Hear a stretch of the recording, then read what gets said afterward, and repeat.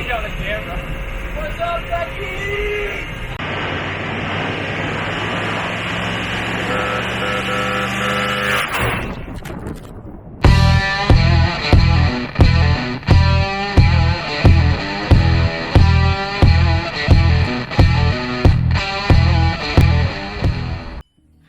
What's up, guys? We're finally back.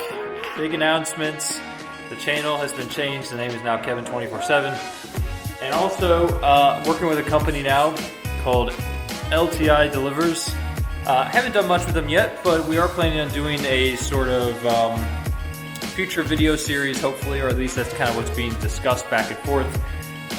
But they sent me this cool hat, so had to mention them. They were the people who actually delivered my Humvee, did a fantastic job of it, and they've delivered a few more GovPlanet Humvees since then, from what I've understood, and so anyway, I highly recommend them. But today I'm going to be showing you how to put on my ARB 24-volt compressor. The process is pretty much the same for a 12-volt compressor. There's a few key differences I'll go over. But enough blabbing. Let's get to the installation.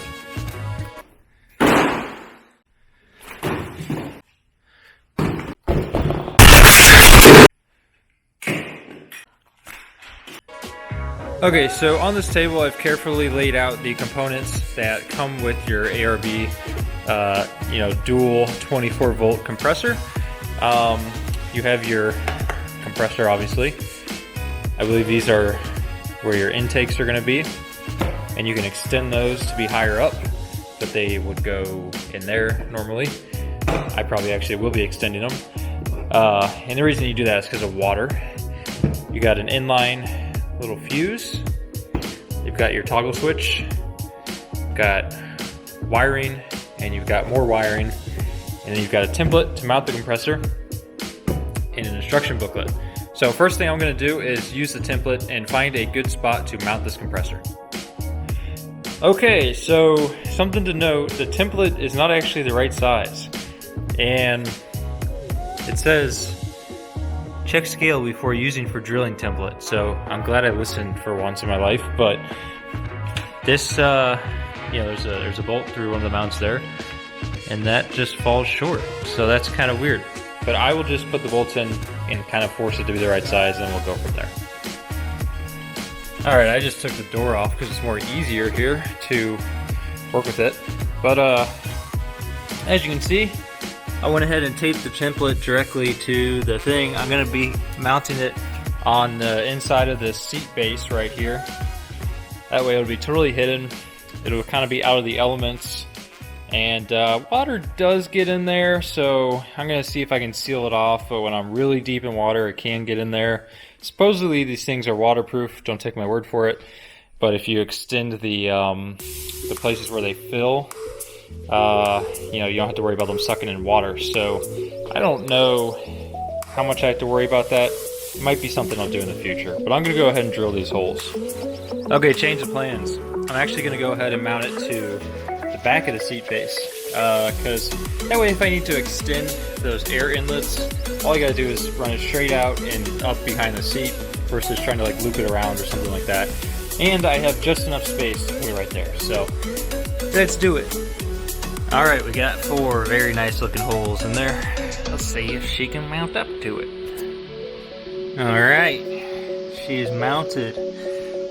So now I think I'm gonna drill a hole somewhere to run my wires, because I gotta get wires to the battery and stuff like that, so yeah. Alright, so we drilled a big hole right there. It looks kind of trashy right now because I just have tape to take the sharpness off the edge, but I just took a hole saw, drilled a hole, got the wire running out. So we're gonna get this hooked up to the batteries. Alright, got her wired up, got the wires running through. There's a positive and negative terminal under the Humvee, kind of in this area that I wired it to. So if you have a Humvee, I would do that. They come with just plug-in wires. These two plug in. Looking at the wiring diagram here, this is how you wire up the power for the 24 volt. So it's really pretty straightforward. Your reds go to your positive terminal under the Humvee, your black goes to your negative. The only weird thing is the small thin black wire goes to the negative on your bridge between the one battery to the other. Okay, and I'm assuming that's because something on here still needs to have a 12 volt accessory, and I don't really know about 24 volt wiring all that much, to be honest, but I'm guessing that's where you get a 12 volt power source or something. So I wired it according to that, and then the switch is pretty straightforward. You just plug it in, as they say, all the instructions for the isolation switch here, and you know, you wire that up as they say, you're good to go. The other two switches are for air lockers, front and rear air lockers, so you don't have to worry about that. So this is kind of the moment of truth. Everything, I don't know what is going on, guys, I can't talk, but everything's plugged in. I'm gonna flick on the switch and see if my compressor comes on. It did not.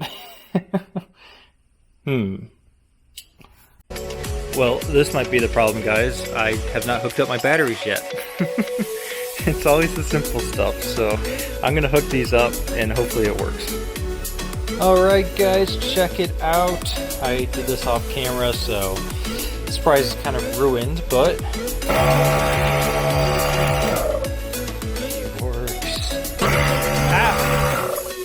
Dropped the switch. So yeah, basically I had to just hook those batteries back up. Another thing I had to do was wire this, well, this is blue because it's a wire I used as an extension, but I had to wire this red and white cable directly to the positive terminal on my battery.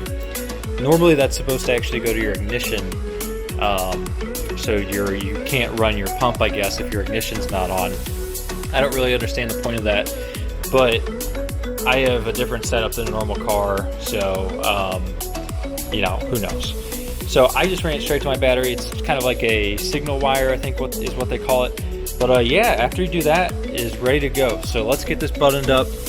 Let's get this switch installed. I think I'm gonna put it like here or something, and get the filters on the top, and then we'll see what it sounds like with the seat on. Well, you ever hear that saying, measure twice and cut once? I'm the reason that exists. So got the switch a little bit too close to the seat, and the reason it's upside down is I found out that when you sit on the seat, it actually turns this thing on. So I just flipped it, and the other thing is I cut it a little bit too big. I followed the instructions, so I don't know what happened, but I've got a piece of tape there to cover up the gap. And yeah, but the good news is it's really quiet and it works. And with the switch like that, shouldn't be any issues with the passenger back here accidentally turning it on. So ultimately it's a win. Installation went pretty smooth. I gotta do the you know, the airline. I think for now I'll just kind of curl one up and plug it into that thing and have it under the seat. But for convenience in the future, what I'll probably do is do a little hole right here and have a quick disconnect connect mounted right here. That way I can just get an airline out of my toolbox or something, plug it in, turn this on, don't even worry about taking off the seat, and pump up my tires or run air tools or whatever I want to do. So might continue that on in the video here. I probably will. So I'll show you what that looks like, guys.